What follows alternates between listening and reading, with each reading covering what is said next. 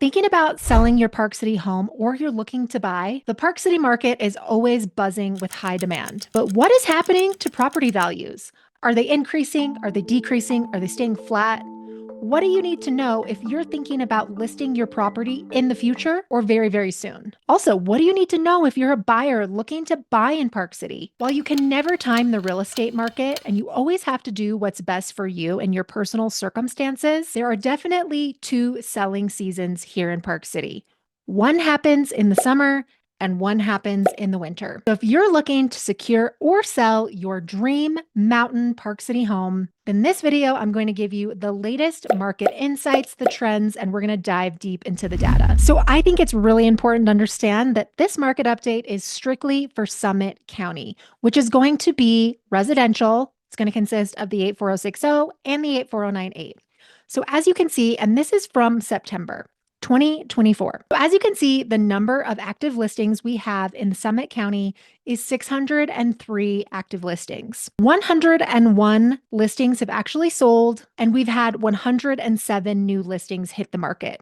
Let's look at listing prices. The new median list price for Summit County is 1.575. And the sold median price for Summit County is 1.330 million. I want you to remember this greatly differs if you're trying to sell or buy a single family property, a condo, a townhome, and which neighborhood you are actually looking in. Park Meadows is very different than Jeremy Ranch. Promontory is very different from the entire Summit County market. Colony, very different. Upper Deer Valley, very different. So it all depends on where you're actually shopping or you're looking to sell your property. The absorption rate is 6.93 months. That is almost 7 months, which would make it go from a balanced market to a buyer's market. What I'm starting to see in inventory wise is we're starting to not pump out as much inventory as we had previously this summer. So we had some really hot months where there was a lot of inventory coming to the market. Everybody could feel it.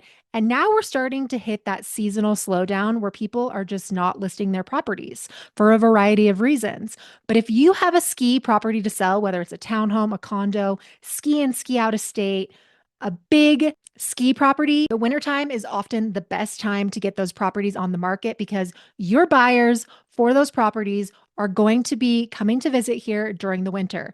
They're going to come to visit in December and they're going to be back in February to buy. February is one of the hottest times in Park City to purchase a ski property. Now, if you're somebody who's worried about short-term nightly rentals, because a lot of our ski property or vacation homes are booked up for the winter and they're very, very difficult to get into and actually show over the winter, don't let that discourage you.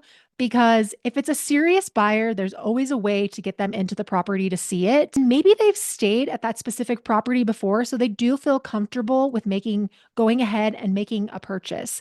But waiting till you collect all of your nightly rental income and listing in the spring or the summer for a ski property is a mistake because it will be sitting on the market a lot longer in the summertime if you have a ski specific property. Is on the market, there's an average days on the market of about 86.4 days. Again, this varies neighborhood by neighborhood. Silver Creek Village has a lot of inventory. You're also competing with the builder. Days on market in that area are very, very high compared to somewhere that has a very low inventory and it's a very hot buy and there hasn't been something for sale in a really long time and you have no competing inventory. It's important to understand that Park City pops and cools at different times. And so it's really important for you as a seller or a buyer to be in the know and be educated about what is selling in your neighborhood. What has sold? What did those properties look like? What did the pictures look like? Was it updated? What was the condition of the property? What did they actually sell that property for? And what did they list it for? I know there have been a lot of sellers recently that I have met with who have been wanting to price their property anywhere from $200,000 too high all the way up to $500,000 too high. Now, that might seem like a lot in other markets. In Park City, it's a lot depending on the price point that you're in, but there are a lot of sellers hoping to get an extra 200K to 500K in this market, and it's just not happening. Buyers can see right through it. Interest rates are high. It's an election year. We just actually had interest rates tick up a little bit again, which is not good if you're trying to sell your home. So, my biggest takeaway for someone who is thinking about selling their property is you've really got to know what's happening in your neighborhood. And you cannot overprice your property or you will sit on the market. Most of these homes have been sitting on the market for a very, very long time. For instance, there was one outlier. It was a property in Jeremy Ranch. It was a fabulous property. It was updated, it was in good condition. The owners had remodeled it, and they listed it for 1.650 million. When almost every other house in Jeremy Ranch is listed for 2 million, guess how fast that house sold? It was on the market for 2 days and it was gone, right? It almost had multiple offers on it because the price was so dang irresistible that it got sold. It always comes down to price. If I listed your house for $5, somebody's going to buy it and they're not going to have any objections. Objections go away because price solves objections. Your house isn't in great condition, lower the price. Your house isn't in a great location, lower the price. Your house is next to a noisy road, lower the price. Your house is a little bit dated, lower the price. Your house is older, lower the price. When you lower the price, those objections go away. Price fixes everything. It fixes homes that are dated, need to be updated. Maybe the mechanical system is old. Maybe they're not in a good location. Maybe they have some deferred maintenance. It's always about price. And buyers are going to dictate your price because it doesn't matter what you think your home is worth unless you're willing to be patient and sit on the market for 5 months to try to get your price. But the longer that you sit on the market, once you surpass a month, it's going to be very, very difficult to get you your price that you want. The longer a property sits on the market, the more people wonder what's wrong with it, why hasn't it sold, and it's definitely going to turn more into a buyer's market. And things are sitting on the market a little longer. So be prepared for that as a seller. Don't overprice your home. Don't be aspirational. Now let's dive into the absorption rate. So if we look year to date, 2024, 6.21 months, the median list price is 1.727 million. The median sale price is 1.5. Average days on the market, about 90 days. If we look into sold listings, in September of 2024, there were 100 sold listings. That's down 15%. If we look at year to date, there's been 765 sales, which is actually up 3.4%. If we look at the pendings, there are 122 that are pending right now. Active. We have 603 listings that are active. Last year, we only had 552. So we have 10% more inventory than we did last year. So you need to realize that as a seller, buyers have more options, there's more inventory available. And so your house is competing with a lot more areas where it hasn't competed before. As a buyer, this is a great opportunity to take advantage of getting the property that you want, getting into our market. Just buy something and get into the Park City market because prices are always going to go up. And right now, you're able to get a bit of a deal because if we look, the sold to list price ratio, this is crazy to me. 92.1%. That's 8% off of the list price. So either properties are just lowering and lowering and lowering their price until they can get sold, or buyers are coming in, they're not offering full price.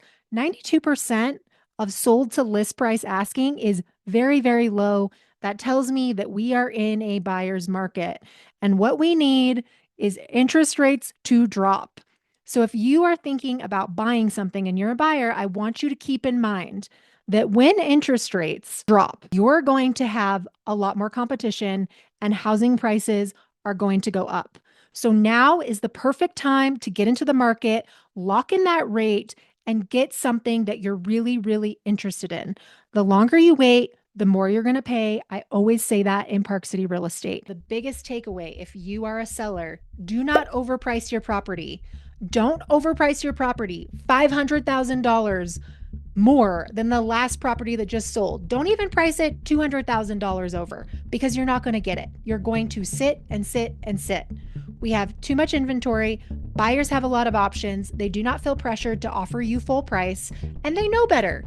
People are not dummies. They can tell when a property is overpriced. I always like to tell people there are 7 reasons why your property isn't selling. The first one is price. The second one is location. The third one is condition. The fourth one is style. The fifth one is amenities. The sixth one is the market, buyer or seller's market. The seventh one is the economy, interest rates. What's going on in the world? Are we going to have a war? What's going to happen with the election? There's a lot of uncertainty in people's minds right now. And the seventh one is marketing. And that is the only thing that your agent can control. There are a lot of people that I have guided, and I'm like, you need to price your property at this. They didn't listen to me. They overpriced it. We sat on the market. We dropped the price. It didn't sell for what they were hoping to sell it for. Because this market, you're not going to get top dollar unless you price your property right. When you price your property right from the get go, which is probably going to be what you're not going to like to hear. You're going to hate that I'm actually telling you this. Whatever the last property sold for in your area, if it's a direct comp, when was it built? Is it on the same street as you? What are the number of bedrooms, bathrooms? Does it have any updates? What are the finishes?